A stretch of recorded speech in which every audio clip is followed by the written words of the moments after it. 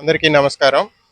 మరి ABN Radhakrishna Andhra Jyothi editor మహిళల గురించి చెత్త కొత్త పలుకు అని ఆయన పేపర్లో ఒక చెత్త పలుకు పలికినటువంటి విధానం, ముఖ్యంగా మహిళల గురించి, మన అక్క చెల్లెల గురించి ఒక భార్యకి చెల్లికి తేడా లేకుండా వికృత రాతలు రాసినటువంటి వ్యక్తి ఏబిఎన్ రాధాకృష్ణ గారు. మరి ఆయన అమరావతి రాజధాని లక్షల కోట్లు పెట్టి కట్టడం, అది ప్రజాధనం దుర్వినియోగం తప్ప ఏదీ కాదని జనాల్లోకి బలంగా వెళ్ళిన తర్వాత జగన్మోహన్ రెడ్డి గారు ఏదైతే మరి మావిగన్ అని చెప్పేసి కృష్ణ, విజయవాడ, మచిలీపట్నం, గుంటూరు ఇవన్నీ డెవలప్ చెందినటువంటి, ఆర్థికంగా అభివృద్ధి చెందినటువంటి హైవే కనెక్టివిటీతో పాటు పోర్టు, ఎయిర్పోర్టు ఇవన్నీ ఉన్నటువంటి సందర్భంలో, రైల్వే స్టేషన్ ఇవన్నీ ఉన్న సమయంలో ఈ క్యారిడార్ని కనుక మనం రాజధానిగా చేసుకుంటే రాష్ట్రం అభివృద్ధి చెందుతుంది. లక్షల కోట్లు పెట్టి అమరావతి పెట్టి దాన్ని ఒక ఎత్తిపోతల పథకంగా ప్రతి సంవత్సరం 600 కోట్లు ఖర్చు పెట్టి నీళ్లు తోడేయటం తప్ప దానివల్ల ప్రజలకు ఉపయోగం లేదు. ఎందుకంటే వాళ్ళు చెప్పినటువంటి విధానం ప్రకారం ఒక 5-6 లక్షల కోట్లు ఒక రాష్ట్రం, ఒక చిన్న రాష్ట్రం 5-6 లక్షల కోట్లు అంటే 160 సంవత్సరాలు పడుతుంది. సంవత్సరాలు పట్టి దాని మీద రిటర్న్ వస్తుంది. హైదరాబాద్ ఇంకెంతో ముందుకెళ్తాయి. జగన్మోహన్ రెడ్డి గారు చెప్పినప్పుడు అది జనాల్లో బలంగా వెళ్ళినప్పుడు ఏదో విధంగా అటెన్షన్ డైవర్ట్ చేయాలి, ఇది ప్రజల్లోకి వెళ్ళకూడదు అని చెప్పేసి రాధాకృష్ణ అనేటువంటి వ్యక్తి కూటమి ప్రభుత్వానికి ఒక బ్రోకరు, ఒక దళారుడు, కూటమి ప్రభుత్వానికి ఒక కరపత్రంగా పనిచేసినటువంటి ఆంధ్రజ్యోతి రాధాకృష్ణ ఎడిటర్ దీన్ని డైవర్ట్ చేయడానికి వాళ్ళు చేసినటువంటి, ఇది జనాల్లోకి వెళ్ళకూడదు, ఏదో విధంగా డైవర్ట్ అవ్వాలని చెప్పేసి భార్యల్ని చెల్లెలుగా చూడాలట, చెల్లెలుగా చూసి సంబంధాలు ఇచ్చి పెళ్లి చేసేయాలట. మరి ఒక ప్రజాస్వామ్యంలో కీలకమైనటువంటి వ్యవస్థ జర్నలిజం కానీ ఫోర్త్ పిల్లర్ అంటాం మనం. అటువంటి ఫోర్త్ పిల్లర్ ఇటువంటి దుర్మార్గమైన రాతలు రాసి మహిళలను అవమానపరుస్తూ, కించపరుస్తూ వికృతంగా చూసినటువంటి విధానాన్ని వైఎస్ఆర్సీపీ రాష్ట్ర వ్యాప్తంగా ఖండిస్తూ ఉంది. మరి నిన్న కూడా ఆ దృష్టిలో మనం ఏబిఎన్ కార్యాలయం ఎదుట ధర్నాలు చేశాం, వ్యాప్తంగా ధర్నాలు చేశాం. ఈ వెళ్ళి కంప్లైంట్ ఇవ్వడం జరుగుతుంది. ఏంటంటే రాష్ట్ర తక్షణమే బేషరతుగా ఎటువంటి షరతులు లేకుండా రాధాకృష్ణ గారు క్షమాపణ చెప్పాలి. మన ఇంట్లో ప్రతి ఇంట్లో తల్లి ఉంది, మన చెల్లెళ్ళు ఉన్నారు, వాళ్ళందరినీ కూడా మనం గౌరవించుకునేటువంటి తెలుగు సాంప్రదాయం మనది.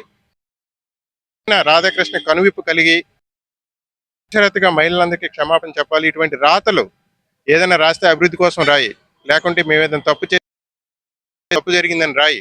అంతే. ఒక రాజధాని ఒకరి స్వార్థం కోసం, ఒక సామాజిక వర్గం చేయడానికి రాష్ట్రంలో ఉన్న మహిళలందరినీ నువ్వు ఈ విధంగా వికృతంగా రాయాల్సిన అవసరం లేదు. తల్లిని గౌరవించేటువంటి సాంప్రదాయం మనం. భార్య అంటే హైందవ వ్యక్తిత్వం ఉన్నటువంటి, తల్లి అంటే కూడా ఉన్నటువంటి వ్యక్తి ఒక భార్యను చెల్లిగా చూసే నీ నీచపు రాతలు, నికృష్ట సాంప్రదాయానికి తెరదించాలి, నువ్వు తక్షణమే క్షమాపణ చెప్పాలని చెప్పేసి రాష్ట్ర వ్యాప్తంగా వైఎస్ఆర్సీపీ మా నాయకులందరూ కూడా ఇక్కడ డిమాండ్ చేస్తూ ఈరోజు కంప్లైంట్ ఇవ్వడం జరిగింది. Thank you.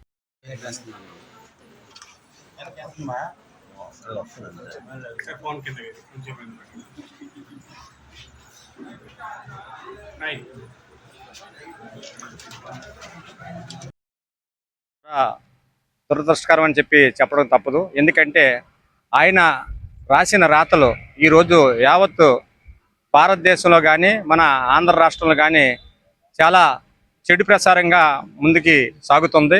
అందులో భాగంగా జగన్మోహన్ రెడ్డి గారిని టార్గెట్ పెట్టి, జగన్మోహన్ రెడ్డి గారు వైఎస్ఆర్ పార్టీ అధ్యక్షులుగా ఉన్నప్పుడు ఆ పార్టీ కేడర్ను ఏది జగన్మోహన్ రెడ్డి గారు కేడర్ తాలూకా భార్యల్ని మీరు చెల్లెలని చెప్పి వాళ్ళకి వివాహం చేయడానికి కూడా మీరు సిద్ధపడతారని చెప్పి జగన్మోహన్ రెడ్డి నంది అంటే నంది, పంది అంటే పంది, ఆయన ఏది చెప్తే అది చేస్తారని చెప్పి చెప్పడం, దుర్భాషలాడడం చాలా నేరతత్వం. ఎందుకంటే అలాంటి ఈయన ఏదైతే రాధాకృష్ణ గారు ఈరోజు ఆ వాక్యులు వెనక్కి తీసుకోవాలి.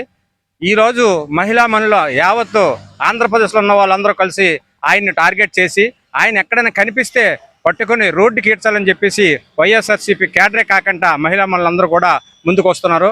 అలాంటి టైంలో ఈయన ఈరోజు కూటమి ప్రభుత్వం చేస్తున్నటువంటి ఆగడాలను పక్కన పెట్టి కనీసం జగన్మోహన్ రెడ్డి టార్గెట్ వైఎస్ఆర్సీపీ లీడర్లో అనేది చాలా తప్పుడు నిర్ణయం. ఈ నిర్ణయాన్ని వెనక్కి తీసుకోకపోతే రేపు రాబోయే రోజుల్లో ఎదుర్కోవాల్సి ఉంటుంది. ఇప్పటికి కూడా అనేక సందర్భాల్లో చెప్పాలనుకుంటే ఈ రాధాకృష్ణ గురించి ఈ దేశంలో అనకూడదు.